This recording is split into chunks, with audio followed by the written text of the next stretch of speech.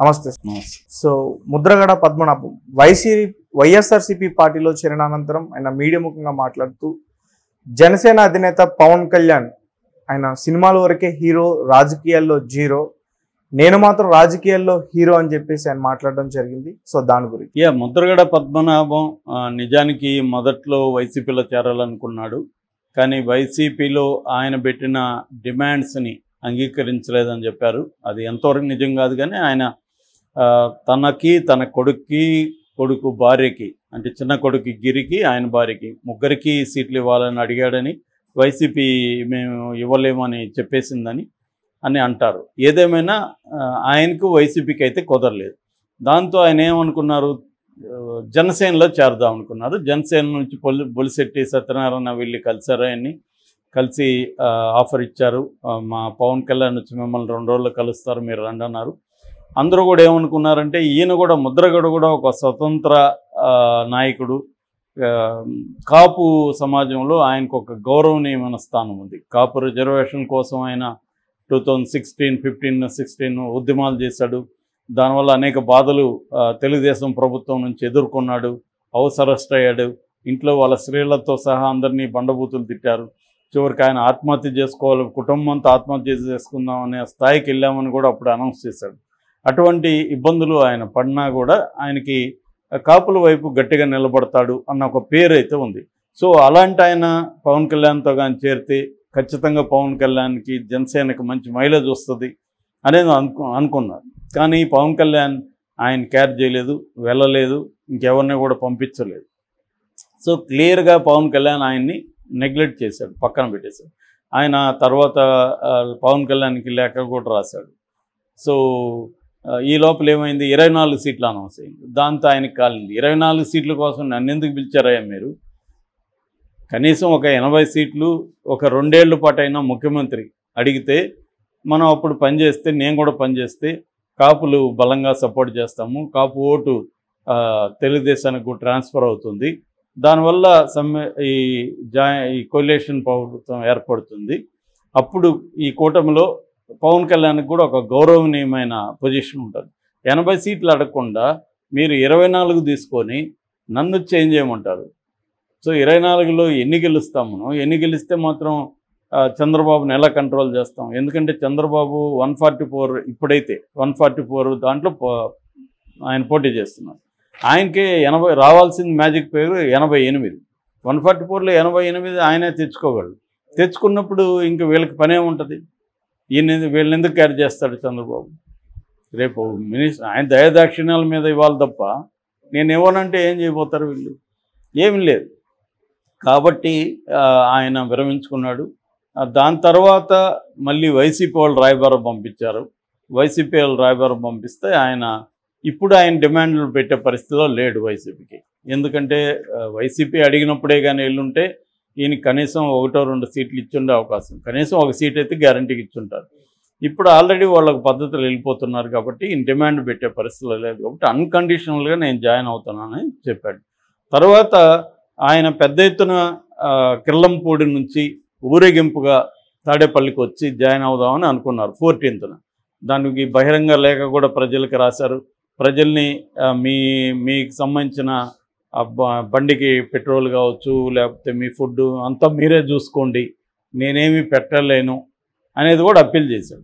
నిజానికి అది బ్రహ్మాండమైన ప్రోగ్రాం అది కానీ జరుగుంటే, ఎందుకంటే ఒక పెద్ద ఎత్తున బల ప్రదర్శనగా ఉండేది.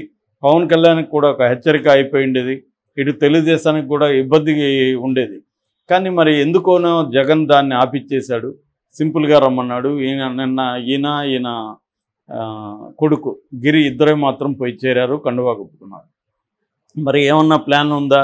సపరేట్గా ఒక సభ ఏమన్నా పెడతారా? ఈయనతో ఒక బ్రహ్మాండమైన సభ పెట్టి చేస్తారా? ఏం తెలియదు. మొత్తానికి ఆయన ఈరోజు ప్రెస్ మీట్ పెట్టాడు. పెట్టి తన అభిప్రాయాలు పంచుకున్నాడు. తను వైసీపీలో అన్కండిషనల్గా చేరాను, నేను ఏ రకమైన డిమాండ్స్ పెట్టట్లేదు అని చెప్తున్నాడు.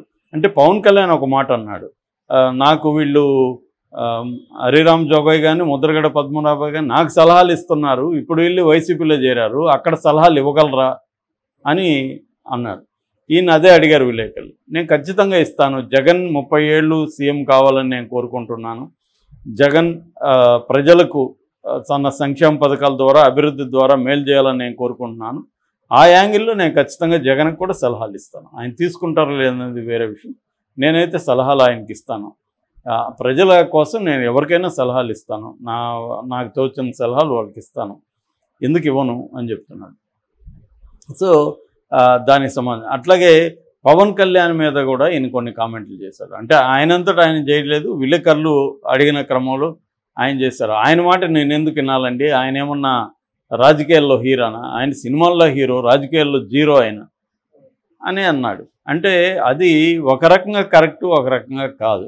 ఎట్లా ఒక రకంగా కరెక్ట్ అంటే, ఆయన పవన్ కళ్యాణ్ ఇప్పటి వరకు ఒక సీటు కూడా గెలుచుకున్న ఒక సీటు వెళ్ళిపోయింది, ఆయన ఓడిపోయాడు. కాబట్టి ఆ రకంగా అంటే ఏ రకమైన రాజకీయ పదవులు పవన్ కళ్యాణ్ సాధించలేదు కాబట్టి ఆయన్ని జీరో అన్నాడని మనం అర్థం చేసుకోవచ్చు. కానీ ఇంకొక రకంగా పవన్ కళ్యాణ్ జీరో కాదు. ఎందుకంటే తను రాజకీయ శక్తిగా ఎదిగాడు. అక్కడ ఒక లాబీయిస్ట్గా ఎదిగాడు. అంటే ఏ ప్రభుత్వం అధికారంలో ఉన్నా ఆ ప్రభుత్వాన్ని ప్రెజర్ చేయగలిగిన ఒక ప్రెజర్ సెంటర్గా పవన్ కళ్యాణ్ ఎదిగాడు. అట్లాగే ఓట్ల షేర్ కూడా తీసుకున్నప్పుడు సీట్లు రాకపోయిండొచ్చు, కానీ ఓట్ల షేర్ ఆయనకి దాదాపు 6% వచ్చింది.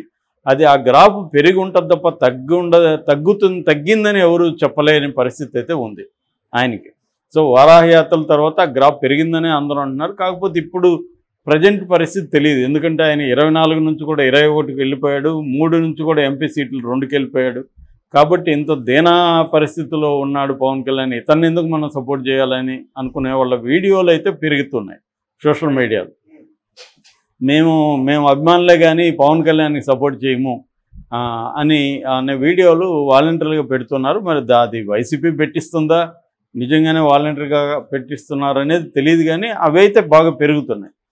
సో ఏదేమైనా ఈయన చెప్పింది ఏంటంటే పవన్ కళ్యాణ్ జీరో అన్న స్టేట్మెంట్ అయితే ఇచ్చాడు. మేబీ ఈయన కూడా కాపుల్లో బేసిక్గా పనిచేస్తాడు, కాపు నాయకుడు కాబట్టి ఒక రైవల్ స్థానాన్నే ఇప్పుడు పవన్ కళ్యాణ్ తీసుకుంటాడు. కాబట్టి పవన్ కళ్యాణ్ జీరో అన్నాడు. రేపు పొద్దున ముద్రగడను కూడా పవన్ కళ్యాణ్ జీరో అనొచ్చు. ఆయన సాధించింది ఏంది, ఆయన పీకింది అని అనొచ్చు. అయితే ముద్రగడ కొన్ని వాల్యుబుల్ ప్రశ్నలు అయితే సంధించాడు పవన్ కళ్యాణ్కి. 2014 నుంచి 19 వరకు చంద్రబాబు పరిపాలించినప్పుడు ఇదే పవన్ కళ్యాణ్ ఏం చేస్తున్నాడు, ప్రజల తరపున ఎందుకు పోరాటాలు చేయలేదు అనేది ప్రశ్నించాడు. అప్పుడు నిజంగానే అందరికి ఆశ్చర్యమైంది. అతను చంద్రబాబుకి యాంటీగా ఏం ఫైట్ చేయకుండా, ప్రభుత్వానికి యాంటీగా చేయకుండా, జగన్ ఎక్కడ చేస్తే ఈయన పోయి అక్కడ ముందుగానే జగన్ ఒక చోట అనౌన్స్ చేస్తాడు అనుకో ప్రోగ్రాము, పవన్ కళ్యాణ్ ముందు వెళ్ళేవాడు అక్కడ. సో అప్పుడు కూడా ప్రతిపక్షంలో ఉన్న జగన్ విమర్శించేవాడే కానీ ప్రభుత్వం మీద విమర్శలు చేయడం కానీ ఏదో 1-2 కేసుల్లో తప్ప పెద్దగా ఎప్పుడు చేయలేదు. అదే ఈయన ప్రశ్నిస్తున్నాడు. అప్పుడేమయ్యాడు, అప్పుడు నేను కదా పోరాడాను, నా పోరాటానికి ఏమైనా మద్దతు చెప్పాడా, పబ్లిక్గా ఒక లేఖ అయినా రాశాడు ఆయన, నేను కాపు రిజర్వేషన్ కోసం ఫైట్ చేస్తుంటే ఇతను ఏం చేస్తున్నాడు, నన్ను నిన్న బాధలు పెట్టి మన వాళ్ళ మీద కేసులు పెట్టి అన్నీ చేస్తే పవన్ కళ్యాణ్ ఏం చేస్తున్నాడు అనేది ప్రశ్నిస్తున్నారు. అదైతే వాస్తవం. ఈ మధ్య పవన్ కళ్యాణ్ కొద్దిగా యాక్టివ్ అయ్యాడు, కానీ మొన్నటి వరకు కూడా పవన్ కళ్యాణ్ అంటేనే వీకెండ్ పొలిటీషియన్ అనే పేరు ఆయనకి. ఎవరి సాటర్డే రావడం, ఏదో ఒక హడావిడి క్రియేట్ చేయడం, ఒక సెన్సేషనల్ ఈవెంట్లో పాల్గొనడం, వచ్చేయడం, మళ్ళీ కొన్ని రోజుల పాటు సినిమా షూటింగ్లు చేసుకోవడం, మళ్ళీ వెళ్ళడం. అసలు ఈయన సినిమా షూటింగ్లు నేను చేయను, నేను ఆపేశానని చెప్తేనే ఆయన చాలామంది చేరారు. ఆ తర్వాత సినిమా షూటింగ్కి వెళ్తే మన జేడీ లక్ష్మీనారాయణ లాంటి వాళ్ళు ఇదే కారణం వల్ల బయటకు వెళ్ళిపోయారు. ఆయన సీరియస్ కాదు, ఆయన పొలిటికల్గా సీరియస్గా పనిచేయాలి. పాలిటిక్స్లో 24 hours పనిచేస్తేనే సరిపోవట్లేదు. పాలిటిక్స్ అనేది వాళ్ళ పార్ట్ టైం జాబ్ కాదు, అది full time job, full time పని చేయాలి. కానీ పవన్ కళ్యాణ్ ఏదో కారణం చెప్తున్నాడు. నువ్వు పొలిటికల్ పార్టీ పెట్టి దానికి తగిన ఫండ్స్ని నువ్వు ఆర్గనైజ్ చేసుకోలేకపోతే ఇంకెందుకు పొలిటికల్ పార్టీ? ప్రతి పొలిటికల్ పార్టీ కూడా ఫండ్స్ని ఆర్గనైజ్ చేస్తుంది. ఈయనేం కారణం చెప్తున్నాడు, నేను సినిమాలు చేసి ఫండ్ ఇస్తానా పొలిటికల్ పార్టీకి, అందుకని నేను సినిమా చేయాలని. అదొక సిల్లీ రీజన్ యాక్చువల్గా. ఆ మాత్రం ఈయనకి సినిమా చేస్తే ఎంత వస్తుంది, 50 కోట్లు 60 కోట్లు. సంవత్సరానికి ఎన్ని సినిమాలు చేస్తాడు ఈయన? మ్యాక్సిమం 2 చేస్తాడు, ఒక 100 కోట్లు వస్తాయి. దాంట్లో ఈయన ఖర్చులు పోగా పార్టీకి ఎంత ఇస్తున్నాడు, ఏమి ఇస్తున్నాడో ఎవరికి తెలియదు. సో ఏదేమైనా ఆ మధ్య కూడా పార్టీ ఆస్ట్రేలియాకి ఫండ్ క్యాంపెయిన్ అని చెప్పారు. పార్టీ ఫండ్ క్యాంపెయిన్ చేయొచ్చు, ప్రజల నుంచి తీసుకోవచ్చు, పార్టీ పని. రెండోది నిరాడంబరంగా కూడా ఉండొచ్చు. ఈయన ఇక్కడ నుంచి ఫ్లైట్లలో ఎందుకు ప్రచారం వెళ్తాడు, ప్రత్యేక ఫ్లైట్లో నిరాడంబరంగా ఉండొచ్చు కదా. ఇవన్నీ ఇప్పుడు రేవంత్ రెడ్డి కూడా చూస్తున్నాం. రేవంత్ రెడ్డి నిరాడంబరంగానే తిరిగాడు కదా మొన్నటి వరకు. అంటే ఇప్పుడు కేజ్రీవాల్ ఉన్నాడు, ఆయన ఎంత సింపుల్గా ఉంటాడు. ఇలాగా పొలిటికల్ పార్టీని నడపడానికి ఫండ్ లేదు కాబట్టి నేను వేరే దగ్గర సంపాదించి మళ్ళీ ఇక్కడ సినిమాటిక్గా ఉంది. సినిమాలో ఎక్కడో కష్టపడి ఆయన పగులంతా మూటలు మోసి రాత్రి ఏదో దాన ప్రజల కార్యక్రమాలు చేస్తుంటారు. అలా సినిమాటిక్గా ఇక్కడ నడవదు. సో ఇటువంటి ఒక పార్ట్ టైం పొలిటికల్ లీడర్గా పవన్ కళ్యాణ్ మొన్నటి వరకు ఉన్నారు. ఆయన లక్ ఏంటంటే చంద్రబాబుకి ఆయన అవసరం కావడమే ఆయన లక్కు. దానివల్ల అతనికి వాల్యూ పెరిగింది తప్ప చంద్రబాబు లేకపోతే ఇప్పటికి కూడా పవన్ కళ్యాణ్ ఏం చెప్పినట్టు జీరోగానే ఉండేవాడు రాజకీయాల్లో. చంద్రబాబు వల్ల పెరిగింది. రెండో వైపు మోడీ స్ట్రాటజీ వల్ల మోడీకి ఏంటంటే ఆంధ్రప్రదేశ్ని 2029 కన్నా కొంతవరకు మనం అక్కడ విజయం సాధించాలంటే ఆయన కాపు సామాజిక వర్గం పవన్ వెనకాల ఉంది కాబట్టి పవన్కి మోడీ ఇంపార్టెన్స్ ఇస్తున్నాడు. ఈ యాంగిల్లో పవన్కి పెరిగింది తప్ప పవన్ సొంతంగా సాధించుకున్న ఇది కాదు, అది అనుకోకుండా వచ్చింది అది. సో ఈ యాంగిల్లో ముద్రగడ ఈరోజు ప్రెస్ మీట్ని మనం అర్థం చేసుకోవాలి. మరి ఇప్పుడు దీనికి పవన్ కళ్యాణ్ కానీ జనసేన కానీ ఎలాంటి రిటార్ట్ ఇస్తారని చూడాలి.